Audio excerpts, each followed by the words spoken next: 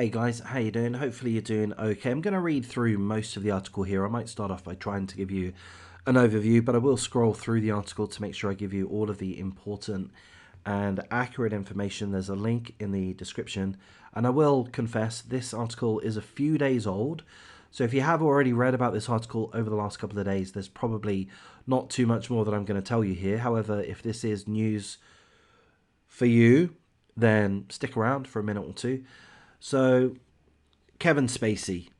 You know who Kevin Spacey is. He's an actor. He's been in multiple films and the TV show House of Cards.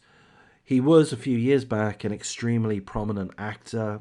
He's fallen from grace to quite an extent. I believe there was a trial in America in regards to some separate sexual allegations. I've not researched that. I don't like doing research.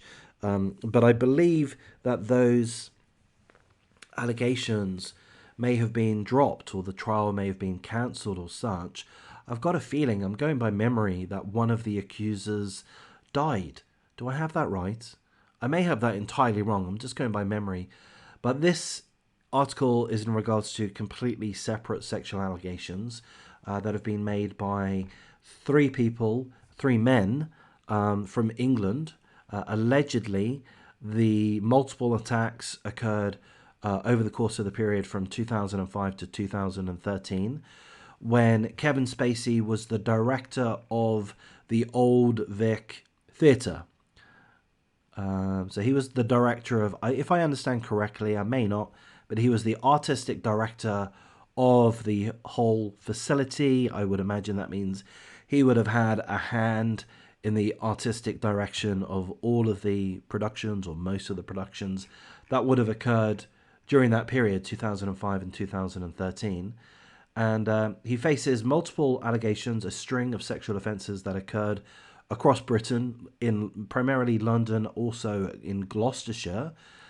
And there's been an investigation going on by the Metropolitan Police since 2017, which to me is a remarkably long time, a 5-year case in regards to a celebrity. Call me a conspiracy theorist, but I would have thought that the Metropolitan Police would have had cause to drop the investigation by now. I would have thought that there would be some people leaning on them just to say, don't worry about it, he's a Hollywood star, so he does a little bit of sexual shenanigans, give him a pass. And I don't mean to be overly disrespectful, certainly not to the victims involved. And there are, as I say, 3 victims. It's alleged that one of the victims was forced to engage in penetrative sexual activity without consent. So these are serious allegations. My interpretation of that, the article doesn't use the R word, but that would be my interpretation. If someone is forced to engage in penetrative sexual activity without consent, how can that be anything other than rape? So that would be my reading on it. One of the victims is now in their 40s, claims that he was assaulted sexually twice in 2005. A second alleged victim, who's now in their 30s, claims that they were sexually assaulted once, seemingly, in 2008, in which he was sexually assaulted and then forced to engage in a sex act against his will. Again, I'm not a lawyer, I'm not an expert, you know that by now, but that sounds like rape to me. Forced to engage in a sex act against his will. How can that not be rape? The third complainant, again in their 30s, said he was sexually assaulted in April 2013. Now, here's a couple of odd details which do lead me to be a little bit confused. No court date has been set, and in fact, the article tells us that even though the Crown Prosecution Service has authorised charges against Kevin Spacey, at the point that this article was written and published 3 days ago, he hadn't yet been charged by the police. Now that part really confuses me quite a lot. The headline tells us that Kevin Spacey faces sexual assault charges in the UK, so I guess that means their pending charges. The CPS, Crown Prosecution Service, has said, yes, police, you can go ahead and charge this man. But for some reason that hasn't occurred as yet. As you know, I'm not an expert in these fields. I'm wondering, is that normal for there to be a delay between the occurrence that the Crown Prosecution says, yes, police guys, go lay these charges, and the time that the police actually do lay the charges? That would make sense, that there's some level of delay, some level of lag. But I would imagine that typically it would be pretty short. So I'm wondering what's going on there. Now, for the record, Kevin Spacey has denied all allegations of sexual harassment and assault. We're not sure where he currently lives. Within the article, it tells us that he's living currently in London, but the article also says that he's currently living in New York.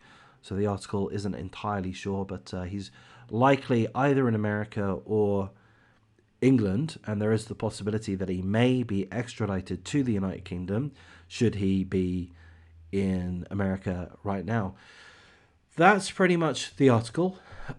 We don't know if the guy is guilty or not. In some ways, I'm tempted to say that I do assume that he's guilty, and part of the reason I assume that he's guilty is because he comes across as pretty creepy. I'm tempted to say that, and you know what? I did just say that. But at the same time, I feel a little bit foolish for saying that. I don't think it's fair to suspect somebody of being guilty merely because they're creepy, merely because I find them creepy. That's not a good enough reason. Another potential reason that I'm tempted to feel that this guy is likely guilty is the fact that there are multiple allegations made against him by multiple alleged victims. But again, I'm prone, and this may upset some of you, but I am prone to cast my mind back to some people that have been accused by multiple people of sexual allegations. And, there's a lot of money grabbing that goes on. I mean, I'll use Trump as an example. Of course, I don't know if Trump's guilty of sexual assault or not, but I'm quite sure that there are all kinds of allegations made against him. And I have to say that at least some of them seem blindingly clearly to be money grabbers. Stormy Daniels springs to mind. So we do know that there are false allegations made against people, and particularly celebrities, particularly rich people, primarily looking for a financial payout. So I don't know. I mean, those are my two reasons why I feel that he may be guilty, because he is creepy. If I recall, after his sexual allegations, his US-based sexual allegations, he made a video which was very much in the style of his character within House of Cards. And I can't remember that little clip, but maybe this will remind you of it. He says something directly to the camera, and he breaks the fourth wall, as it were. And, I can't remember what he says, but he was basically saying, look, you're not going to bring me down. If you bring me down, I'm going to bring everybody down. I think he says something like that. But it was creepy. That was after the show was cancelled, if I recall correctly, which I may not. But I don't think it was a sanctioned aspect of the show. I don't think Netflix paid for it. I think this guy produced it himself and just mimicked the character that he made famous in the show House of Cards. Anyway, I've gone on a bit of a ramble there. I mean, ultimately, I think he's guilty personally, but my reasoning isn't strong enough, and I guess he deserves his day in court. But if I recall, as I say, in the United States, his day in court was cancelled. I think some would say under suspicious circumstances. But in any case, I've waffled on for too long, so I'm going to wrap things up here. If you do like this content, if I've done a half-decent job, if I've not been too slow in going over this, please do like, comment, subscribe. Tell me your thoughts in the comments. Check out some of the other videos on the channel. I'm going to make a few more videos, and take care.